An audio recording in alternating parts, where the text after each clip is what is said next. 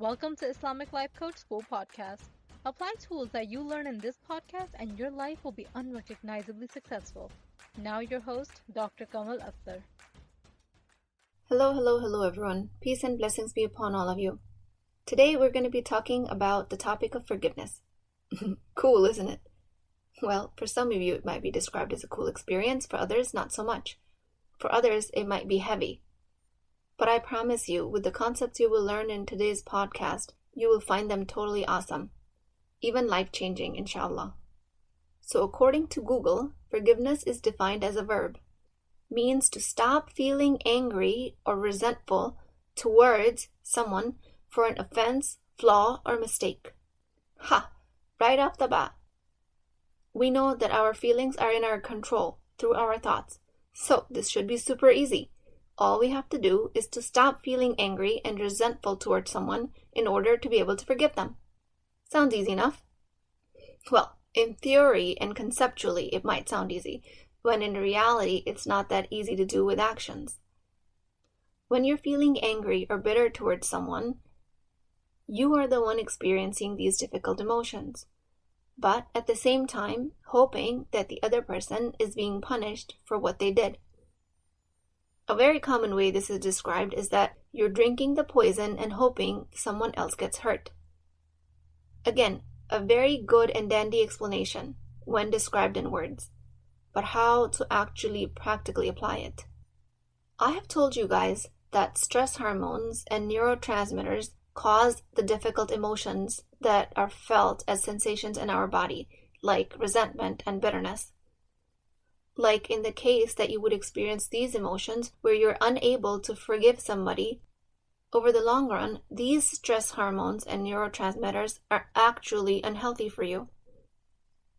Most stress hormones are categorized under something called catecholamines, and they're cortisol, epinephrine, and norepinephrine. So just remember, while you're feeling extremely justified in your anger, feeling your anger, offense, insult, only hurts you. The other person does not feel the effects of your negative emotion, no matter how strongly you feel it towards them. If you continue in this state over the long term, the neurochemicals responsible for these emotions are causing your body actual harm. We know catecholamines are associated with increased risk for hypertension, heart disease, diabetes, weight gain, and the list goes on with all of the non-healthy stuff. So maybe one thought you can borrow when you're trying to forgive someone is that you're not doing it for them, you're doing it for yourself. The longer you let these emotions linger, the longer your internal neurochemical state remains to be unhealthy, causing you measurable damage. Not to mention taking a toll on your psyche, social, and emotional life. So why is it that some people can forgive easily and not others? And why is it that for us as human beings, it's easy to forgive one person compared to another? Why is it that we're unable to forgive somebody despite knowing that holding these grudges is unhealthy for us? And it is very well described in the tradition of Islam that forgiveness is the preferred way to deal with someone who has caused you harm. So why is it that we can't do it? But first, I want to clarify that I'm not saying that you must forgive someone. I'm saying you can forgive them if you choose to do so. And these are the methods you can apply in your journey of forgiveness. I personally don't know what you should and should not be doing. And this podcast is not about how you must forgive someone and everyone in your life. This podcast is on how to forgive someone if you choose to do so. Even with our mind intellectually understanding why we should forgive, sometimes it's difficult to do so. And no matter what your reason is, it could be that you want your psychological, emotional, and physical health back.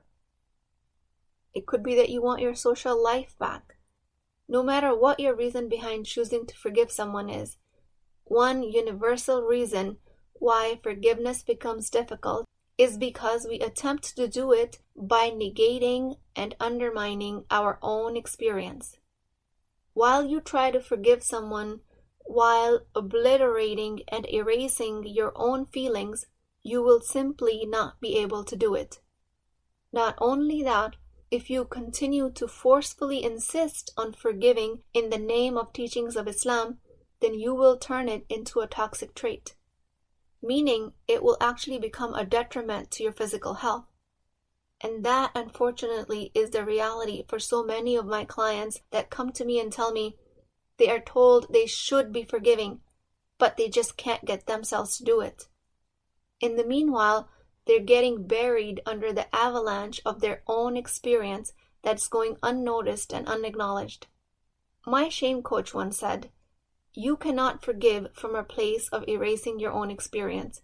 You have to grieve your damage first." If forgiveness feels forceful, even if your reasoning is on the basis of teachings of Islam, if it feels like you're pushing it, then just understand somewhere along the way you've smothered your own feelings and that you're fighting them. In the meanwhile, your own feelings are trying to get some air, some acknowledgement. You might be doing all of this thinking that you're doing yourself a favor by not acknowledging your difficult experience. You might tell yourself, "I'm trying to forgive, so why dig up old wounds?" Your brain will justify not recognizing your emotions in all sorts of creative ways. But you're not doing yourself a favor, you're actually doing quite the opposite. You're making these negative emotions really big by suppressing them. That is the natural course of any physical sensation. The more you try and avoid and ignore it, the bigger and more intense it gets. The more you resist it, the more pressure it will create. But when you move into it, when you allow it, when you acknowledge your experience of hurt, anger, isolation, the more room it will have to vibrate through, and it will create less pressure. Surprise, surprise, the secret to forgiving others is in the acknowledgement of your own self to the fullest and maximum capacity. Every person, before they can build a pure relationship with Allah subhanahu wa ta'ala, they have to face the truth about themselves. You can't get to where you need to be if you don't face the truth about where you are now. So do not attempt forgiveness at the expense of your own inner truth. And that truth might be that you're not ready to forgive yet, that you're angry, or that you're grieving. Now, this comes with a warning. When I say face your inner truth, I'm not asking you to linger in negative emotions. I'm asking you to process them. I'm asking you to face the truth, not become the victim of the truth. There's a big difference. Forgiveness is often overused as a scapegoat to justify erasing your own experience. And if you use it for that reason, it will become toxic. It will wound you, and you will use it to hurt other people. When you try to bury it, it will inevitably come out sideways on your children, on your elderly parents, on your colleagues, or your spouse. And a lot of times, people suggesting forgiveness have a vested interest. Culturally, especially women, suggest that other women be more forgiving because the crime they're trying other women to forgive is still happening. Maybe it's misogyny. Maybe it's the wage gap. Maybe it's inability for a woman to be in the masjid board, or even worse, the inability for a woman to even access the masjid because there's no area for her to pray. If whatever injustice you're trying to forgive is still happening, people will have a tendency to tell you to forgive and forget it, only because they don't know how to fix the underlying problem. And it will feel forceful, because it is a problem, and you feel strongly against all of these injustices. Now, if you're an ambitious woman, then the work of forgiveness you have to do will be more when the social messaging is that women are made to bear children, keep a clean home, stay home, and cook. This will create a lot of work of forgiveness for you because you are naturally inquisitive, adventurous, and ambitious person. Versus if you have a long-term desire to be a homemaker. In this case, any societal messaging of being a stay-at-home mom and enjoy motherhood will be congruent with your values, in which case you have nothing to forgive. But in this case, if you have a desire to be a stay-at-home mom and the society tells you, or your husband, or your parent, or somebody close to you, tells you that women should be going out and financially contributing to the household income and proving their worth by providing and proving themselves in the workplace, your work of forgiveness will increase. Either way, in any case scenario, the work will still be yours, not anyone else's. And in either case, your work will be different. Especially if any type of incongruent messaging is coming from your husband or somebody that you're close to versus your neighbor's cousin telling you that. I mean, the closer you are to a person, the higher the work of forgiveness. It will be more time and energy consuming in some cases than others. And that is the challenge of being in this life. Forgiveness is not hard because there is something wrong with you or that you're just built to forgive. With the right amount of mental work, you can forgive if you choose to. Like we just described, your work of forgiveness will be more in some cases and less in others. It will be more in the cases of trauma with a big T, with harm to the body, and might be less in the cases of trauma with a little t. Although, if you don't deal with the trauma with a little t long enough, it will turn into a trauma with a big T. When I'm working with people to refine their process of self-coaching, I help them notice that initially clients will have a tendency to answer from their prefrontal cortex and give more refined answers. While in reality, the problems they're coming to coaching with are being created by their lower brain that are some deep-seated thoughts. At that point, we make room for everything that comes up, and eventually we get to more painful parts of the story. But sometimes it takes some time to get there. So a lot of times when my clients do self-coaching, they don't understand why they can't see the problem. And it's because the brain keeps deflecting the reality of the painful story in the name of self-protection. When it comes to the work of forgiveness, you have to write the painful parts of the story, so that when the full picture has revealed itself, you can actually work to change it. My recommendation to anyone who engages in the practice of self-coaching is, whenever you sit down to do it, just notice when the brain is playing the deflection game. If you find it hard to write the difficult parts, just hold yourself in compassion and let the ugliness of the thoughts come out.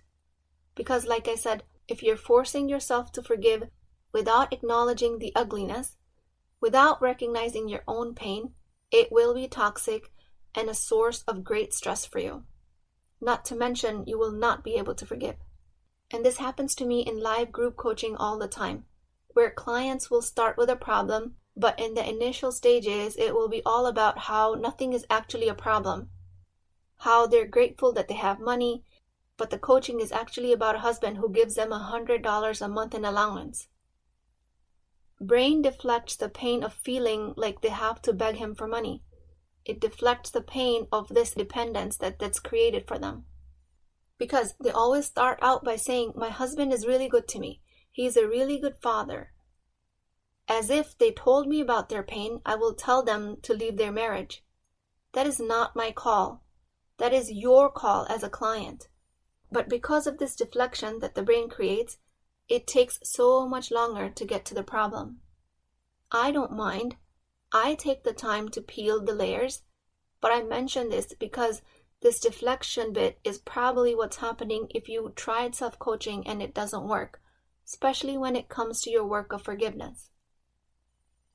So just as a review, self-coaching is a process where we use our higher observational part of the brain to reflect on our lives. What results are we creating and what thinking are we engaging in? This is a written exercise because self-reflection done in the mind is difficult to observe. You are thinking in the mind and you're trying to observe your thoughts in the mind. This is very hard to do, especially as a beginner, because the brain will present everything as a fact and you will feel you're just observing the facts.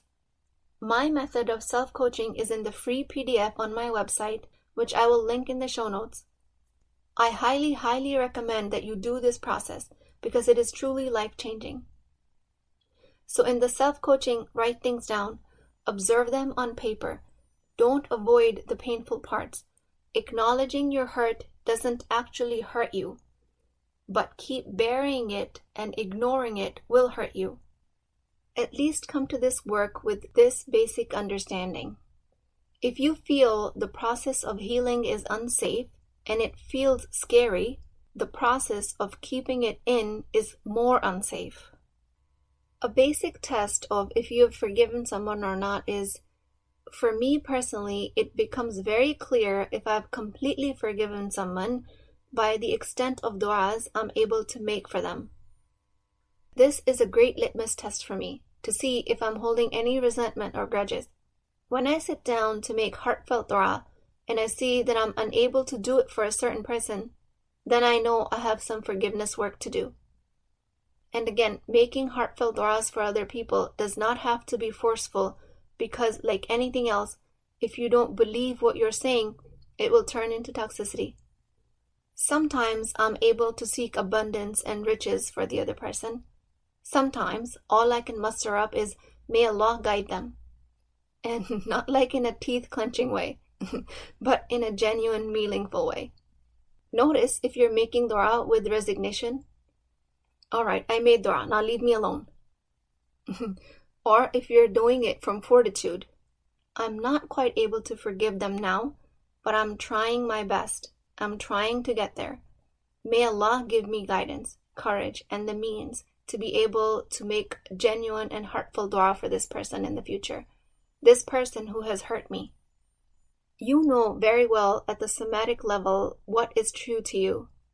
Whatever level of dua you're able to make, just keep checking in with your body. When you feel open and spacious at the visceral level, that is the dua you want to keep making. It doesn't matter if at the intellectual level you think your dua is inconsequential. If it has the energy of your heart behind it, it will be more powerful than if you're making a dua that you don't quite believe.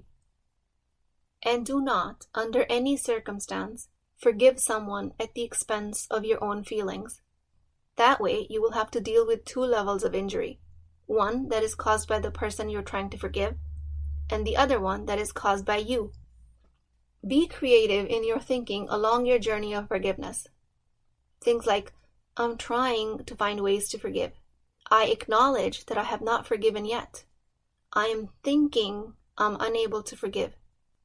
With emphasis on the understanding that forgiveness and non-forgiveness are thoughts that you're having, rather than identifying too closely as a person who cannot forgive. Also thoughts like, I believe I will be a better person, liberated from my own bitterness when I'm able to find forgiveness. I firmly believe Allah subhanahu wa ta'ala will make this path of forgiveness easy for me. On a personal level, I truly believe anyone we're trying to forgive was sent as a curriculum so that we could discover our personal method of forgiveness. Because our evolution through that journey makes us the person that we are today. Through this curriculum, we can learn to be successful at anything, because it is a meta skill that we learn. And don't think there's something wrong if your sole intention behind forgiveness is to improve your own emotional state. That is not selfish. That is actually a very advanced goal. That does not make you selfish. That actually makes you selfless. Because when you're feeling better, then you can contribute to other people around you. With that, I pray that may Allah subhanahu wa ta'ala purify our intentions behind our forgiveness. May Allah make this journey easy for all of us and make us firm believers because of this curriculum, because of the people He has strategically placed in our lives. May Allah subhanahu wa ta'ala reward all of you manyfold for this work. Please keep me in your du'as. I will talk to you guys next time. If you're interested in getting coached by me, I'm offering a very affordable opportunity to do that with Wisdom Wednesdays. This is not a course, not a lecture. This is an opportunity for live coaching, real change with Islamic adab and etiquette. You do not need more information. You actually need a space to create change.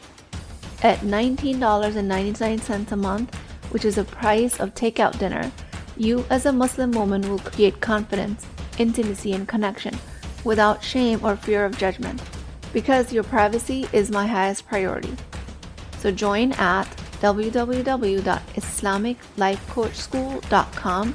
Resources, Wisdom Wednesdays. I'll see you inside, inshallah.